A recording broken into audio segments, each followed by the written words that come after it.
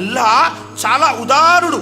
తన దాసుడు 2 చేతులు పైకెత్తి అల్లాను ఏదైనా అడిగాడు అనుకోండి, నా దాసుడు 2 చేతులు పైకెత్తి నన్ను అడిగాడు, అభ్యర్థించాడు. అలాంటప్పుడు ఈ 2 చేతుల్ని ఖాళీగా క్రిందకి ఎలా పంపించను అని అల్లా సిగ్గుపడతాడు.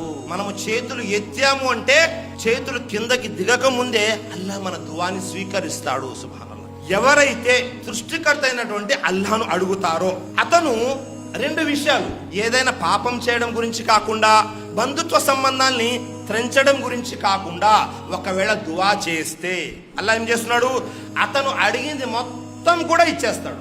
మీరు ఏదైనా పాపకార్యం చేయడానికి దువా చేస్తే అల్లా దాన్ని స్వీకరించాడు. బంధుత్వ సంబంధాన్ని తెంచడానికి చెప్పినా అల్లా స్వీకరించాడు. కానీ మీరు ఏదైతే అడుగుతారో అల్లా తప్పకుండా ఇస్తాడు. కాబట్టి మనం ఎల్లప్పుడూ కూడా దువా చేసుకుంటుంటాం.